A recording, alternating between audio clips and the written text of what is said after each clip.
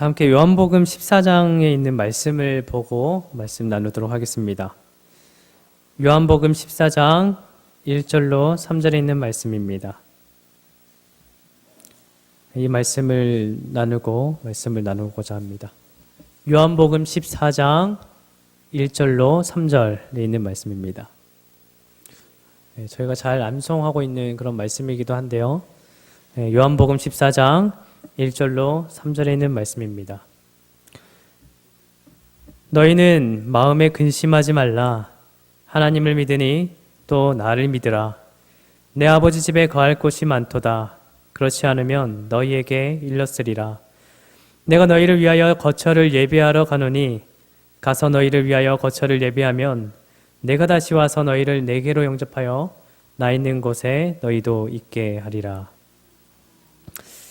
날이 갈수록 예수님께서 빨리 재림하셨으면 좋겠다라는 생각들이 자꾸만 듭니다. 세상을 좀 살다 보니까 참 쉽지가 않아요. 좀 많이 힘이 좀 듭니다. 그 뉴스를 보더라도 참 항상 좀 어두운 뉴스들이 왜 이렇게 많은지 모르겠어요. 그 요즘 가장 좀 이슈가 됐던 그런 뉴스들 여러 가지가 있겠지만 뭐 미세먼지 뭐 이런 것들 되게 많이 나오는데 이 미세먼지를 통해서도 우리가 우울증에 걸릴 수 있는 확률이 되게 높대요. 그만큼 또 우리가 또 자살할 수 있는 확률도 높아지는 것도 있긴 한데 그것에서부터 또 시작하고 또 남극에 보면은 빙하가 되게 빨리 우리가 원래 계획했던 것보다 더 빨리 녹고 있다라고 하더라고요. 그런 걸 이제 또 보면서 정말 마지막 때가 계속 다가오고 있구나. 그런데 우리의 마음 가운데서는 예수님의 그 재림에 대한 그 갈망이 얼마나 있는가 이런 좀 생각도 들기도 합니다. 어떤 한 목사님의 아들이 그랬다고 하죠. 아빠, 예수님께서 빨리 오셨으면 좋겠어요. 그래서 기특해서 물었다고 합니다. 왜 그러냐고. 아이는 이렇게 얘기했대요. 사는 게 너무 힘들다고. 네. 어린 아이도 사는 게 참 힘들다 이렇게 얘기를 합니다. 그래요. 좀 사는 게 참 힘들어요. 많이 힘듭니다. 어떨 때에는 그런 생각도 좀 들죠. 정말 숨 쉬는 것도 힘들다. 뭐 이렇게 좀 생각이 들 만큼 힘든 때가 많이 있습니다. 우리는 예수님이 빨리 오기를 그렇게 기다리고 있는데 여전히 우리는 그냥 기다리고만 있어요. 재림은 우리 기다리고 있지만 재림은 속히 오지 않고 언제일지 모르는 재림을 우리는 오늘 또 기다리고 있습니다. 예수님께서 빨리 오셔서 우리를 위해 예비하신 그 거처에 빨리 들어가서 우리 살고 싶은데 그곳에서 우리가 예수님을 만나면서 행복하게 기쁘게 그렇게 또 살고 싶은데 우리는 오늘 또 재림을 그렇게 기다리고 있습니다.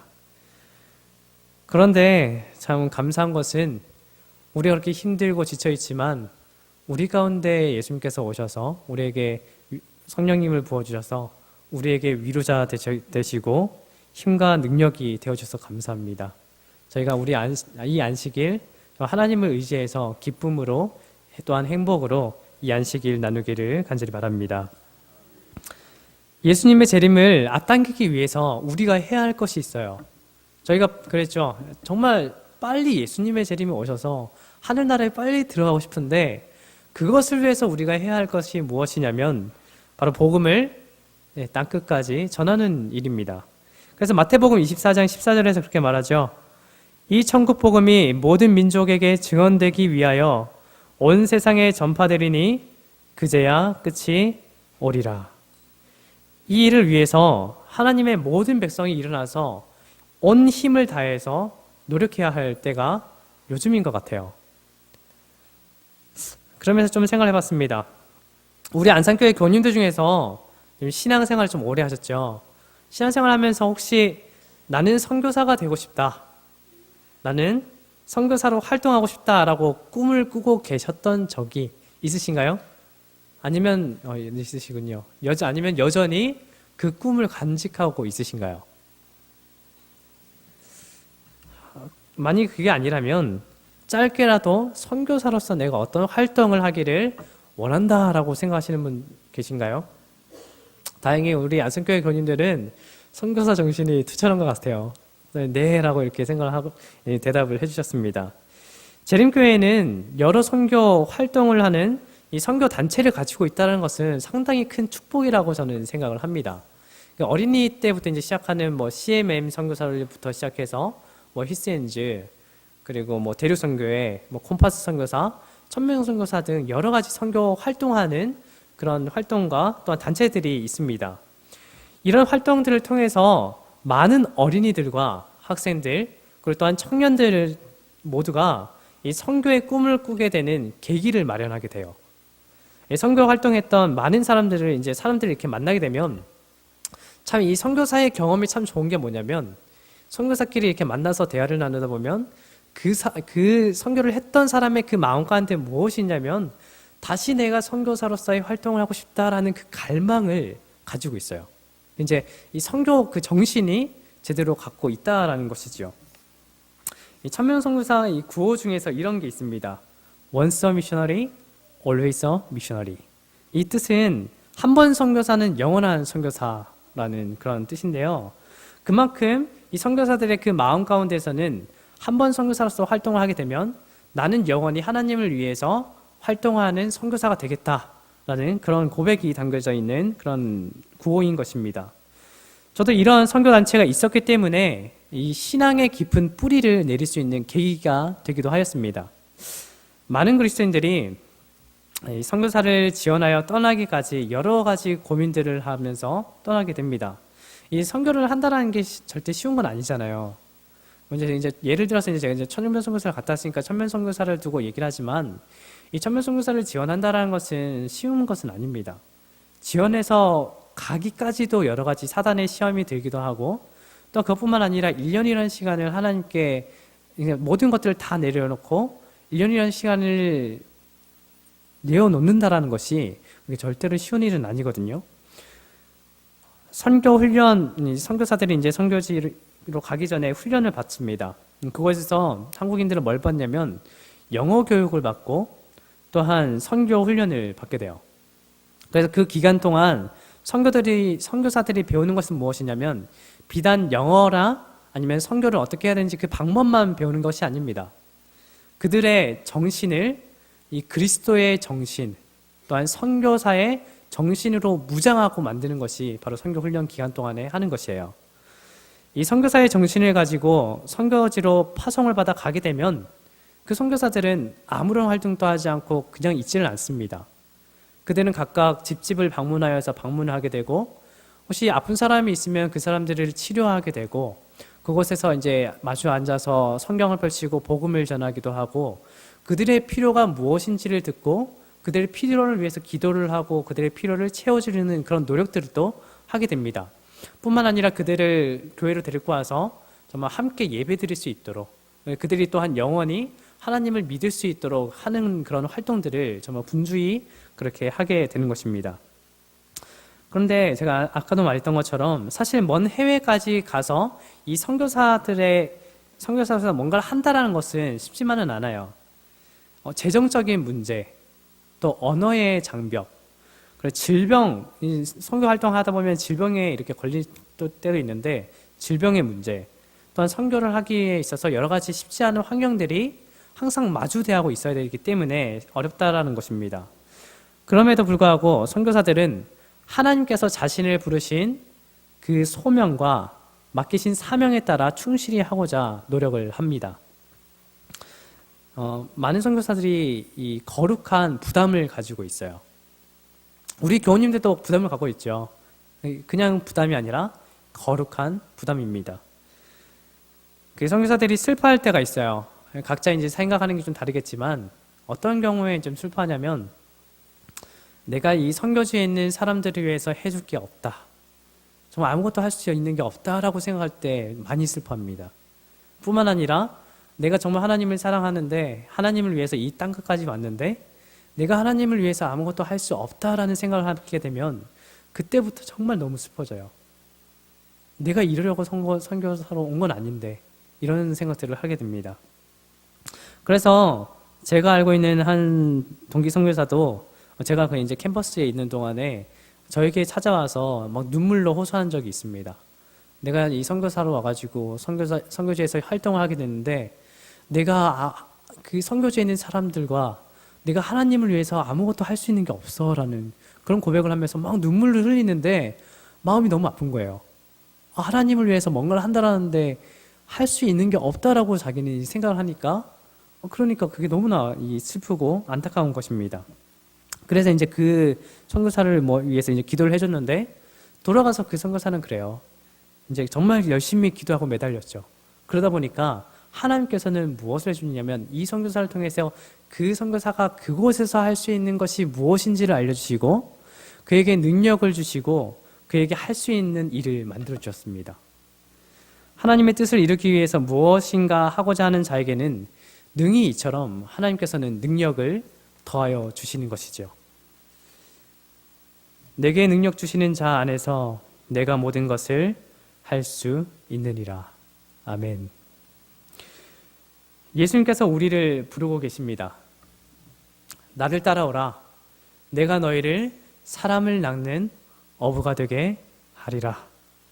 만약 지금 예수님께서 이 자리에 오셔서 나를 따라와 내 제자가 되고 선교사로서의 삶을 시작하라고 부르신다라고 한다면 이 과정을 좀 생각해 보겠습니다.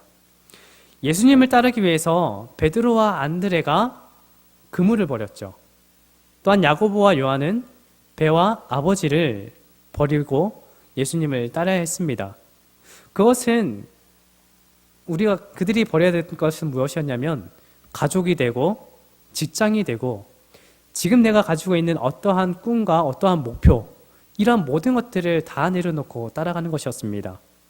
그런데 우리는 예수님을 따르기로 작정한 사람들이니 마땅히 이를 포기하고 제자로서의 삶을 선택해야겠죠. 자, 그렇다면 우리는 파송된 선교사로서 선교지에서 누구를 대상으로 또한 어떠한 활동들을 하시겠습니까? 자, 우리가 만일 선교사라고 해보겠습니다. 자, 어떤 선교지인지는 모르겠어요. 어떤 데는 도시일 수도 있고 어떤 데는 오지일 수도 있어요. 만약에 그곳에 이제 선교사로 부름을 받아서 갔다.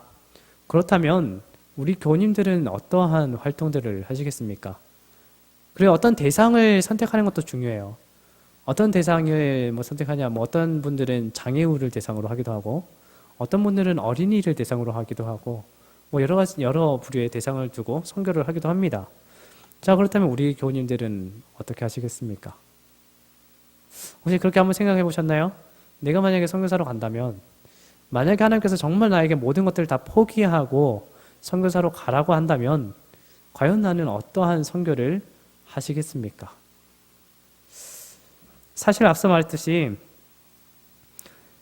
하나님과 그의 나라의 일을 위하여 아무것도 자신이 할 수 없다라는 사실을 느끼면은 그것만큼 슬픈 것은 없어요. 나이가 어린 것이 어떻게 보면 문제가 될 수도 있고 나이가 많은 것이 문제가 될 수도 있습니다. 돈이 없는 것, 어떤 그 나라의 말을 잘 못한다는 것, 또한 자신이 배운 것이 없다, 내가 아는 것이 없다라는 것이 문제가 될 수도 있어요. 그런데 이상하게도 하나님께서는 그런 우리를 부르십니다. 그래서 좀 생각을 해봤습니다. 우리가 이제 전도회까지 한 46일 정도 남았거든요. 전도회를 앞두고 우리가 해야 할 것이 무엇이 있을까요? 우리는 어떻게 해야 할까요? 좀 생각해 보셨습니까? 내가 이 안산교회에 지금 소속되어 있고 이 교회에 지금 장로님이고 집사님인데 그리고 내가 이 교회의 성도인데 나는 이 전도회를 앞두고 나는 무엇을 할 수 있을까? 혹시 생각해 보셨습니까? 지금 이제 우리 교회에서도 여러 가지 좀 활동들을 좀 계획을 하고 있지만 개인적으로도 한번 좀 생각해 보시기 바랍니다. 내가 이 전도회를 위해서 내가 무엇을 과연 할 수 있는가? 우리의 마음가짐, 우리가 어떠한 정신을 가져야 하는지가 상당히 중요할 때가 지금이라고 좀 생각을 합니다. 그래야 하나님께서 뜻하시는 것을 위해서 우리는 활동할 수 있기 때문이에요. 우리는 그리스도의 마음, 선교사의 정신, 그리고 주인 의식을 가져야 할 때입니다. 복음 알지 못하는 영혼들을 긍휼히 여기고 또한 예수님께서 우리에게 분부하신 명령이 우리 자신에게 주신 사명이라는 것을 인식하고 복음을 들고 땅끝까지 나아가야 할 때가 바로 지금입니다. 어느 한 작은 그 왕국에 왕이 큰 잔치를 열었어요. 왕이 말합니다. 잔칫날 모두 포도주 한 병씩을 가져오너라. 그리고 이 항아리에 쏟아 부음으로 우리가 하나임을 나타내자. 그랬더니 다음날 잔칫날이 되어서 사람들은 각자 자신이 가져온 그 항아리를 들고 와서 그 항아리에 붓는 것이었습니다. 왕은 그 모습을 보고 상당히 흐뭇해했어요. 나의 말을 잘 들었구나. 그리고 그 항아리에 담긴 포도주의 맛을 보려고 이제 잔을 들고 딱 떠서 마셨습니다. 그리고 나서 이 왕이 하는 말이 무엇이냐? 뭐야? 이게 맹물이잖아. 자, 이게 어떻게 된 일일까요? 무슨 일이 일어난 것일까요? 원인은 바로 서로 나 하나쯤이야라는 생각을 가지고 모두가 물을 가지고 온 것입니다. 혹시 링겔만 효과라고 들어보셨나요? 링겔만 효과. 저희가 먼저 영상을 한번 보고 말씀을 이어나가도록 하겠습니다.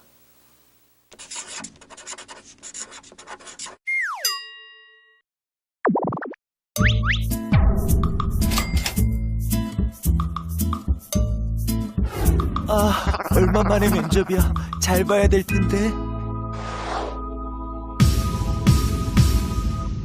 뭐야? 팀 프로젝트라고? 팀 프로젝트에 대한 안 좋은 기억이 있는데. 뽕우배, 나는 오늘 정말 급한 일이 있어서 가봐야 해. 내 것까지 뽕우배가 좀 해줘. 에이, 브라더. 우리 동기잖아. 동기 좋은 게 뭐야? 서로 힘들 때 도와야지, 안 그래? 그럼 부탁해.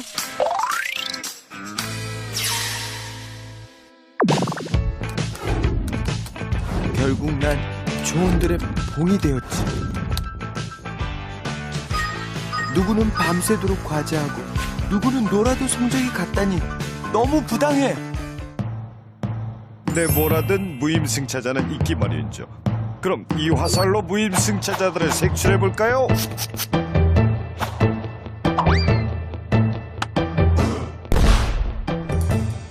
왜 사람들은 혼자 하는 과제보다 팀 과제를 대충 하는 걸까요? 이 질문을 최초로 던진 사람은 1913년 프랑스의 농공학자 막시밀리앙 링겔만인데요. 그는 두 마리의 말이 끄는 마차의 힘이 한 마리가 끄는 것에 2배가 되지 못한다는 사실을 발견했죠. 그래서 사람들을 대상으로 밧줄을 끌게 하고 힘을 측정하는 실험을 해봤습니다. 그 결과 2명이 끌 때는 혼자일 때의 93%, 8명일 때는 채 반도 안 되는 49%밖에 힘을 쓰지 않았는데요. 나 하나쯤이야 이래 되지. 말도 옆에 말에게 슬쩍 책임을 넘기는데 사람이라고 그러지 않겠어? 안 그래?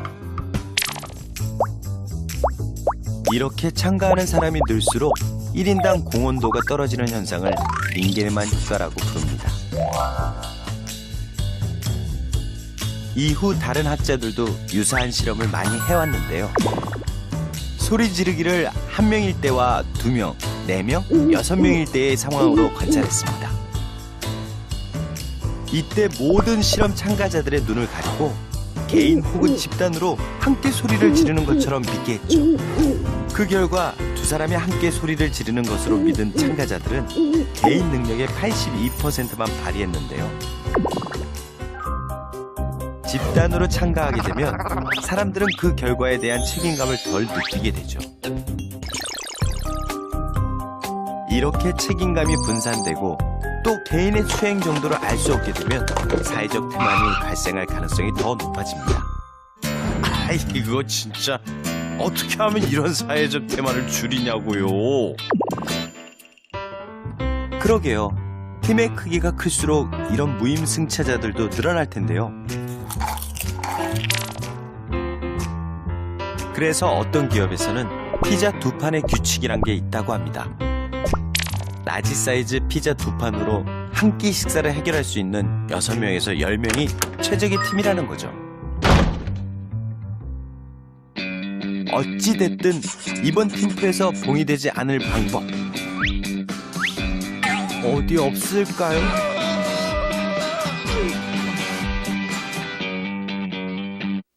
링겔만 효과가 어떤 건지 좀 이제 이해가 가시나요? 링겔만 효과가 뭐냐면 사람이 한 사람일 때와는 다르게 여러 사람이 있으면 자신의 원래 할 수 있는 노력을 그만큼 하지 않고 다른 사람에게 약간 밀리는 듯이, 그러니까 자신의 노력을 그만큼 하지 않는다라는 것이 바로 링겔만 효과입니다. 반드시 해야 할 어떤 일이 한 사람에게 주어지게 되면 기한이 어떻게 되든지 그 일은 하게 됩니다. 한 사람일 때는요. 그런데 여러 사람들에게 그 일을 맡기게 되면 어떻게 될까요? 어떤 사람들은 빨리 끝내야지라고 좀 생각할 수도 있어요. 근데 또 누군가는 하겠지. 이런 생각을 하게 됩니다. 근데 그래서 보면은 우리가 어떤 활동을 하게 되면 그런 걸 좀 방지하기 위해서 그룹을 또 형성하게 되는데, 그 그룹에서 주로 하는 것이 무엇이냐면 그 그룹의 리더를 뽑는 일들을 우리가 종종 그렇게 많이 하고 있어요. 근데 대부분 리더 자리를 하지 않으려고 하죠. 왜 그럴까요? 책임감 때문에요. 또 힘들거든요. 만일 자신의 그룹에 다른 사람들이 자신을 도와 어떤 일을 하지 않는다라면 이 리더는 그 모든 일을 자기 혼자서 다 감당을 해야 하는 것입니다.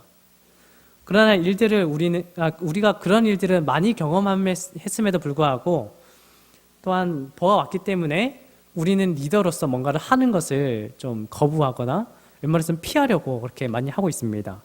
근데 이상한 것은 우리가 이미 그걸 많이 접해봤어요. 경험도 있고 많이 보아왔고, 그런데 어떤 또 그룹에 또 속하게 되면 나는 또 리더로서 안 해, 이렇게 해서 리더를 안 하고, 또 리더가 어떻게 하자 하면은 잘 따라가지 않는 게 참 이상한 그런 현상인 것 같습니다.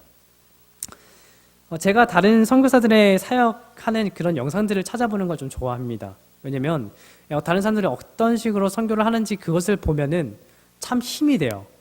그 사람들이 정말 예수님을 너무나 사랑해서 그 땅끝까지 나아가서 선교 활동을 하는 그 모습들을 볼 때마다 마음 가운데 나도 그래 선교를 해야지, 나도 저렇게 예수님을 사랑할 수 있는 마음을 가졌으면 좋겠다, 이러한 열정들이 마음 가운데서 일어납니다. 그래서 이 선교사들이 활동하는 그런 영상들을 제가 보는 것을 좀 상당히 좋아하는데요. 근데 그런 선교사들이 이런 여러 가지 활동들을 하는 모습들을 보면은 상당히 놀라워요. 어떻게 그렇게 사역을 잘하는지 모르겠습니다. 나이가 많고 적음 그런 것들은 문제가 안 돼요. 제가 어떤 한 영상을 봤는데 한 선교사는 나이가 70이에요. 70이 좀 넘었는데 70이 이제 넘어서 아내랑 같이 선교 활동을 하다가 아내가 너무 아파가지고 한국으로 보내고 본인은 이제 그 선교지에 남아서 선교 활동을 하게 됐습니다.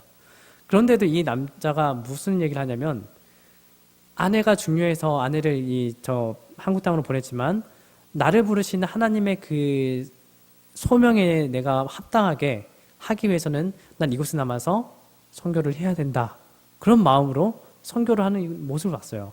정말 힘들죠, 혼자서 이 선교사로서 활동하는 게. 그런데 그렇게 하는 모습을 보면서도 제가 감동을 많이 받습니다.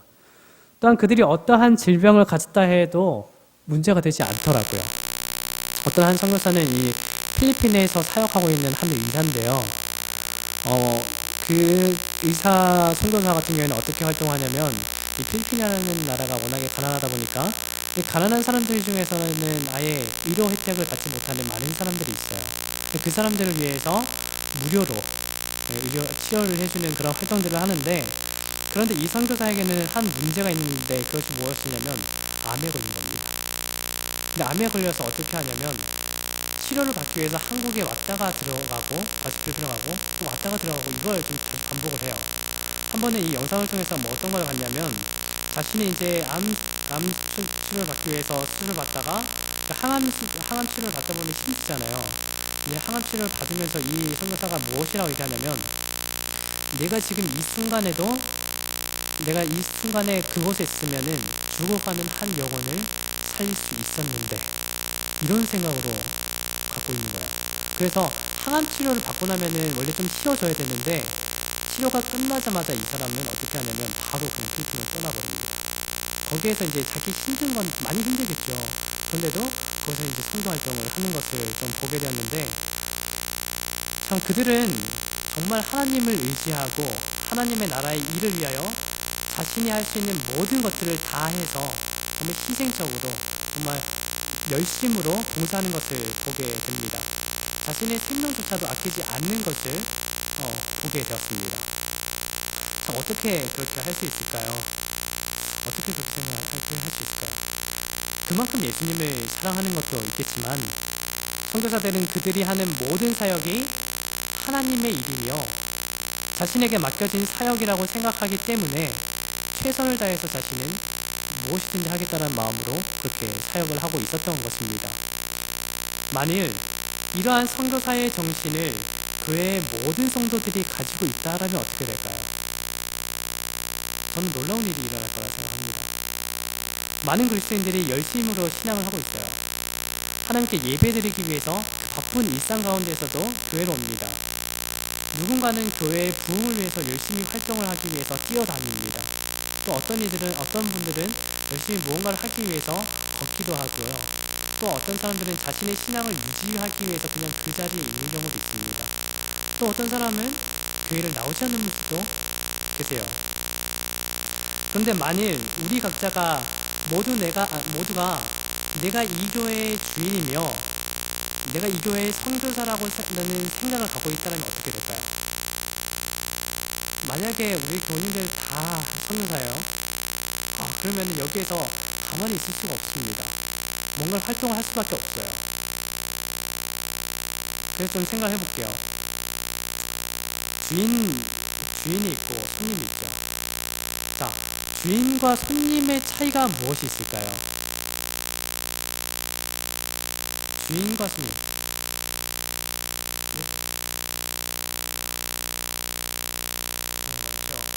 또 어떤 차이가 있을까요? 주인과 손님 무슨 차이가 있을까요? 어떤 면에서 보면은 정말 책임감부터 시작해서 충실함, 그리고 어떤 적극성, 정말 능동적으로 뭔가를 하는 것들, 이런 것을 통해서 우리가 이게 주인인지 이것이 손님인지 우리는 좀 구분할 수 있는데, 쉽게 생각해서도 이거예요. 제가 이제 교회에 계속 왔다 갔다 많이 하는, 이제 밖에도 나가고 들어오고 하니까, 밖에 나갈 때 보면 교회 현관 문을 딱 열고 나면은 현관 밑에 이 쓰레기가 있나 없나를 먼저 확인을 합니다. 근데 이 쓰레기가 보이면은 먼저 주워요. 그런데 만약에 손님이라면 그러진 않겠죠.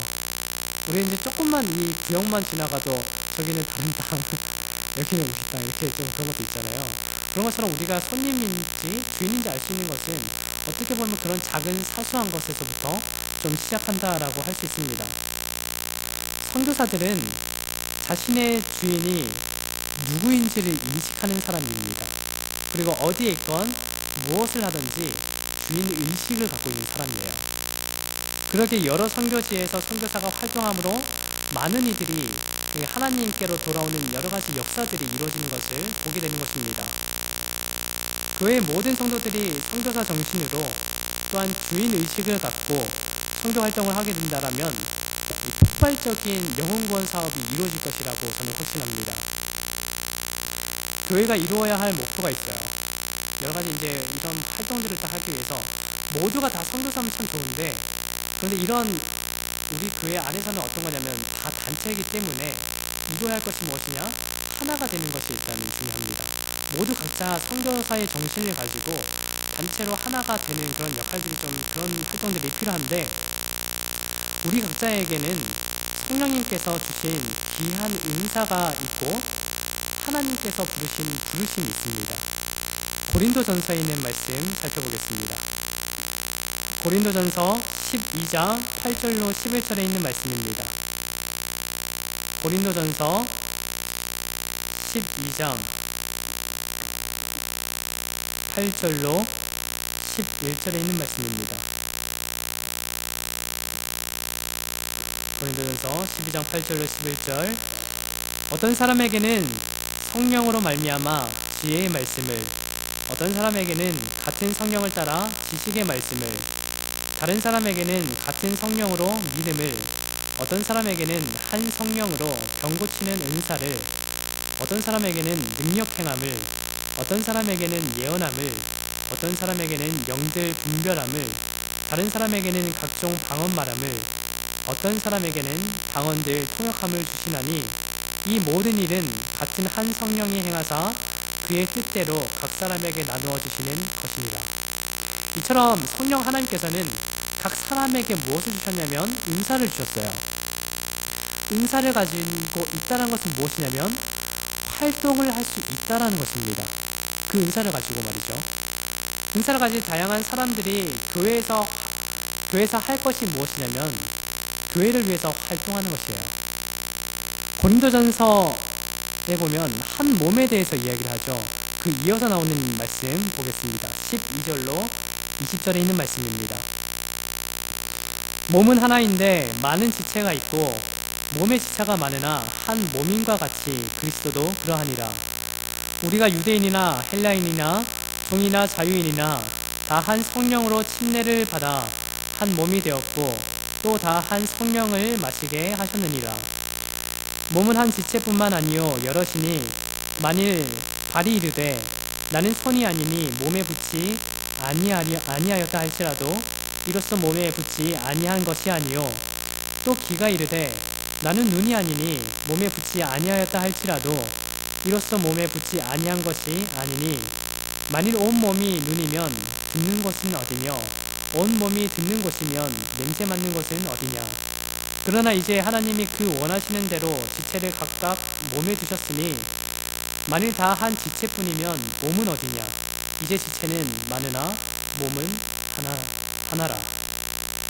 우리에게 몸과 지체가 있는 것은 활동하기 위해서 있는 것입니다. 우리 모든 교우님들께 맡겨진 은사가 있고 몸의 한 지체를 또한 우리가 이루고 있습니다. 근데 그 지체가 우리 어디에 해당하는지는 잘 모르겠어요. 그러나 각자가 갖고 있는 은사가 있고 어떤 한 부분을 차지하고 있다는 것은 확실합니다. 민결만 효과에 대해서 아까 영상을 통해서 보고 저희가 말씀을 나눴었죠. 사실 근데 이러한 효과는 하나님의 백성에게는 맞지 않는 것입니다. 맞지 않는 말이에요. 왜냐하면 우리 모두가 예수 그리스도의 몸의 각 지체를 이루고 있기 때문입니다. 예수님께서 제자들에게 하신 명령이 있잖아요. 우리가 너무도 잘 알고 있고 암송하고 있는 말씀인데요.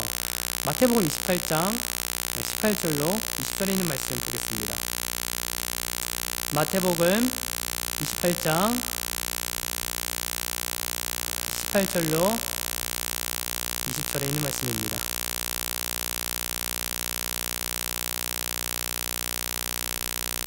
마태복음 28장 18절로 20절에 있는 말씀.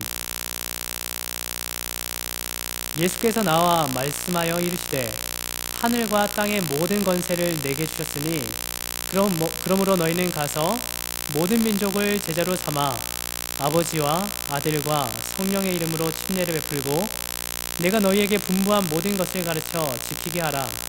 볼지어다 내가 세상 끝날까지 너희와 항상 함께 있으리라 하시니라. 선교 대사명이라고도 하는 이 말씀은 오늘날 복음을 전하는 모든 그리스도인들에게 사명감을 심어주는 상당히 중요한 말씀입니다. 특별히 이 말씀의 핵심이 무엇이냐? 제자를 삼는 것이에요. 그런데 이 말씀이 우리의 것이 되기 위해서는 우리는 먼저 예수님의 제자가 되어야 하는 것입니다. 그래야 다른 이들로 하여금 예수님의 제자를 삼을 수 있기 때문입니다. 그것은 이 사명에 대한 우리가 주인의식을 가지고 있느냐 없느냐, 이것이 되게 관건이 되는 거예요. 이 말씀이 주어졌죠. 근데 만약에 이것이 나에게 한 말씀이라는 생각을 하지 않고 그냥 이 성경 말씀이다, 이렇게만 생각하면 절대로 이것은 나에게 주어진 말씀이 아니에요. 나에게 맡겨진 사명이 아닌 것입니다. 그러나 우리가 이 말씀에 대해서 어떤 의식, 주인의식을 갖고 사명을 갖고 대할 때에는 말이 달라집니다. 모세에게 여호와 하나님께서 찾아오셨습니다. 그리고 모세에게 이렇게 부르셨죠. 출애굽기에 있는 말씀 보겠습니다. 출애굽기 3장에 있는 말씀입니다. 출애굽기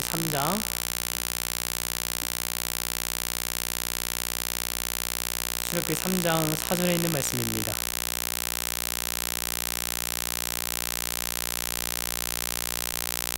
출애굽기 3장 4절에 있는 말씀 보겠습니다. 출애굽기 3장 4절 여호와께서 그가 보려고 돌이켜 오는 것을 보신지라. 하나님이 떨기나무 가운데서 그를 불러 이르시되 모세야 모세야 하시매 그가 이르되 내가 여기 있나이다. 그리고 모세에게 하나님께서는 사명을 부여하십니다. 그것이 이제 7절로부터 있는 말씀인데요. 7절로 10절에 있는 말씀 보겠습니다. 여호와께서 이르시되 내가 애굽에 있는 내 백성의 고통을 분명히 보고 그들이 그들의 감독자로 말미암아 부르짖음을 듣고 그 근심을 알고 내가 내려가서 그들을 애굽인의 손에서 건져내고 그들을 그 땅에서 인도하여 아름답고 광대한 땅, 젖과 꿀이 흐르는 땅, 곧 가나안 족속, 헷 족속, 아모리 족속, 브리스 족속, 히위 족속, 여부스 족속의 지방에 데려가려 하노라. 이제 가라. 이스라엘 자손의 부르짖음이 내게 달하고 애굽 사람이 그들을 괴롭히는 학대도 내가 보았으니 이제 내가 너를 바로에게 보내어 너에게 내 백성 이스라엘 자손을 애굽에서 인도하여 내게 하리라. 이것이 바로 모세에게 주어진 사명입니다. 즉 이스라엘 백성들을 어떻게 해요? 애굽 땅에서 하나님께서 원하시는 땅으로 인도하는 것이 바로 하나님께서 이 모세에게 부여하시는 그 사명인데요. 근데 이 사명이 자신에게 부여되었을 때 모세는 자신에 대해서 먼저 생각을 합니다. 그러면서 이렇게 얘기해요. 11절입니다. 모세가 하나님께 아뢰되 내가 누구에게 바로에게 가며 이스라엘 자손을 애굽에서 인도하여 내릴까? 모세는 자신을 보며 자기에게 맡기신 그 사명이 자기가 감당할 수 없다라는 것에 대해서 인식을 하게 됩니다. 바로 주인의식을 갖지 못하는 것이에요. 아, 그것은 나 말고도 다른 사람도 할 수 있는 것이다. 이렇게 생각하는 것이겠죠.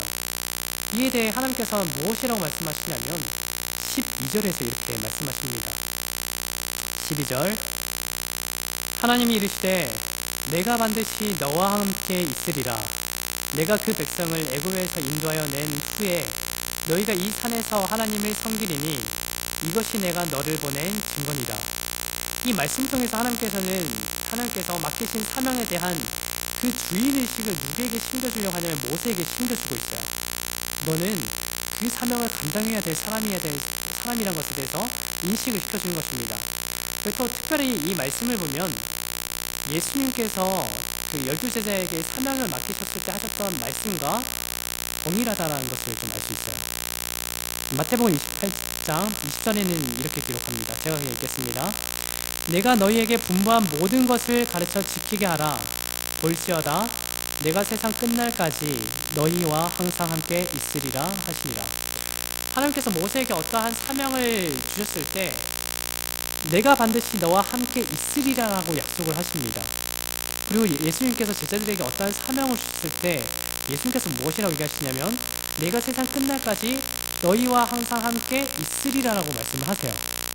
동일하게 하나님께서는 어떠한 사명을 부여주셨을 때 함께 하겠다라는 약속을 주십니다. 그래서 모세는 이 약속을 믿었겠죠. 자, 제자들도 마찬가지입니다. 그래서 좀 제가 안타깝다 좀 생각한 게 뭐냐면 이 마태복음 28장에 있는 말씀에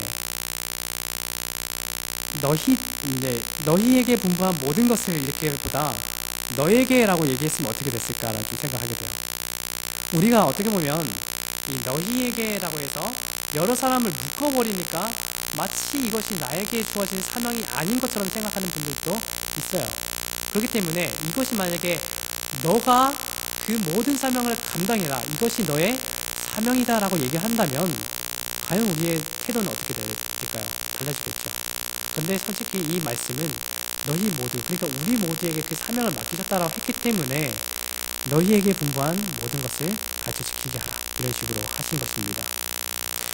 우리가 우리에게 맡겨주신 그 사명을 우리의 것으로 삼고 이를 감당할 때 주께서는 우리와 함께 하시겠다고 약속을 하십니다. 그래서 시대의 소망 825쪽에서는 이렇게 말을 하고 있어요. 그리스도께서 함께 하시겠다는 약속은 교회가 그분의 사업을 수행하고 있을 때에 이루어진다. 우리가 이 교회 사업을 하기 위해서 하나님께서 함께 하시겠다는 것은 우리가 하나님의 사업을 어떻게 해요? 하고 있을 때 그 약속이 지켜진다라고 하는 것입니다. 가서 모든 족속을 가르치라. 볼지어다 내가 세상 끝날까지 너희와 함께 있으리라고 그분은 말씀하셨다. 예수님의 멍에를 매는 것이 그분의 능력을 받는 첫째 조건 중에 하나이다.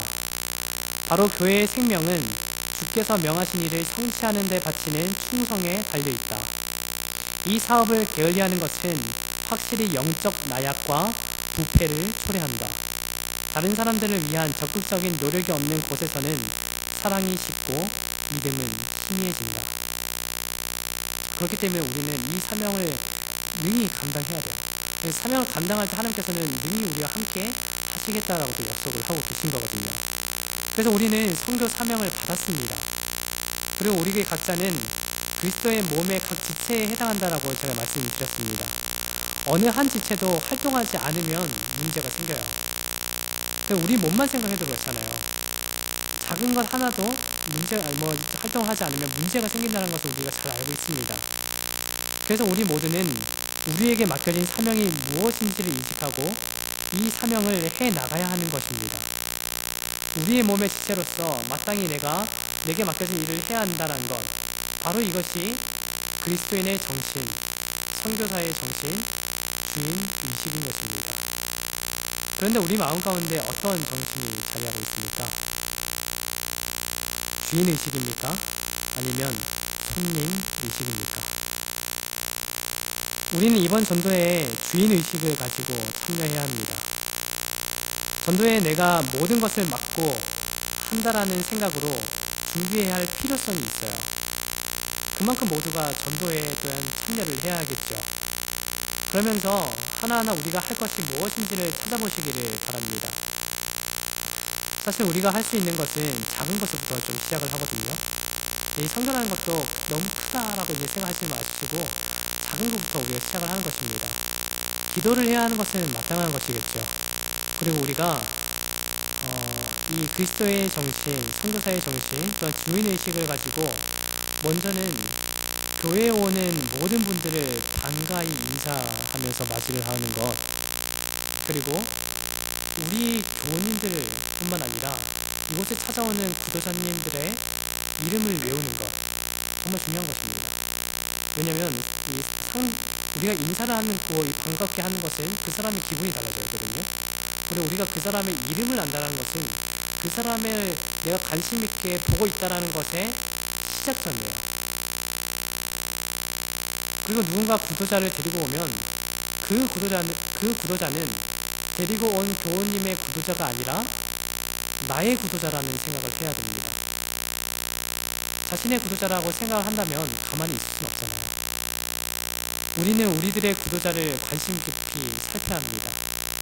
그들은 마치 아이들과 같은 상태이기도 하거든요.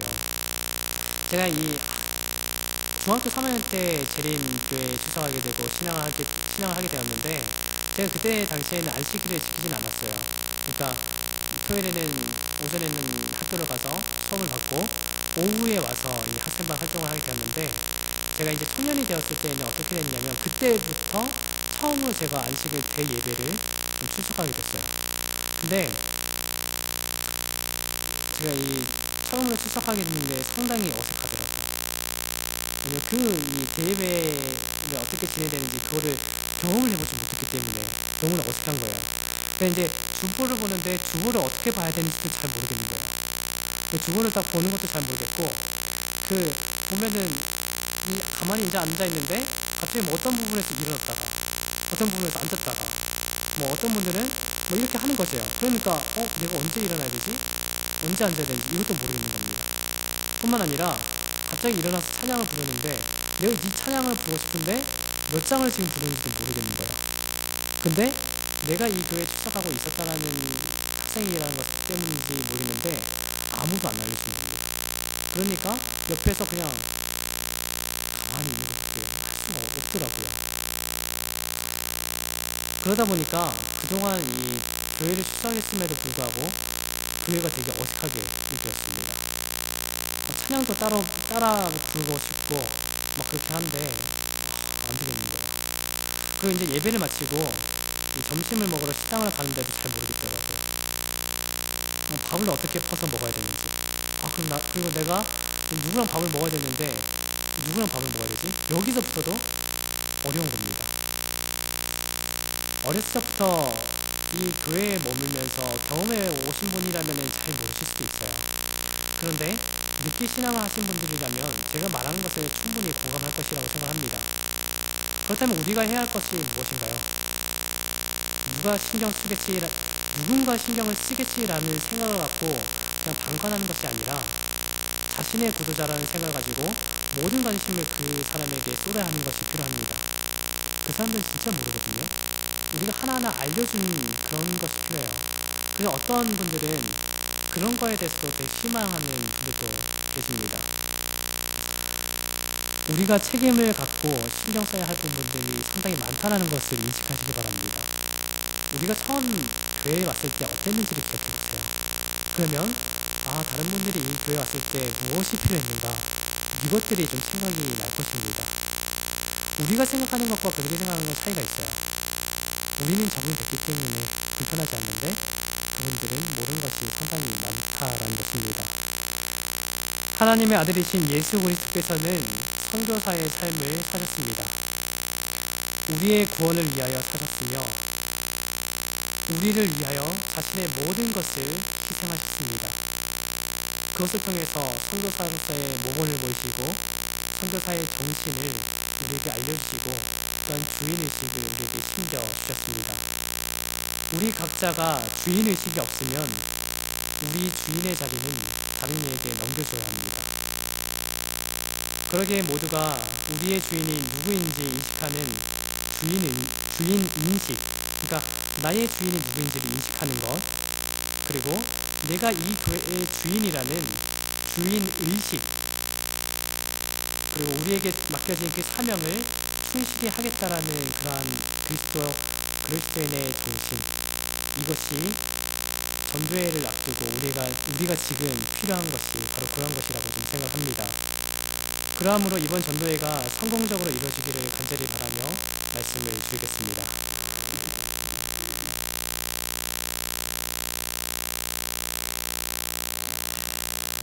마치는 찬미 539장을 부르시겠습니다. 539장입니다. 이 찬미 위에 전사님의 기도로 모두 예배 수선을 마치도록 하겠습니다.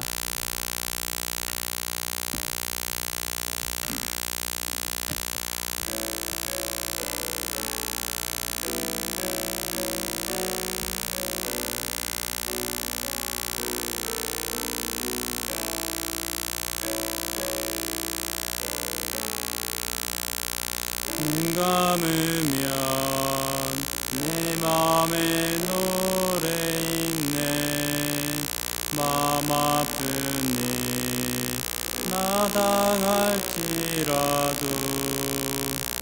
이 모든 것 다 디딤돌 되리라. 이 세상은 내 집이 아닐세. 하늘까지 내 마음 노래하며 끝까지 기쁘게 가리라. 그날까지 저 천성 바라보리. 그날 부를 그날까지 이 세상 것 뜬구름 날려가듯 잠시도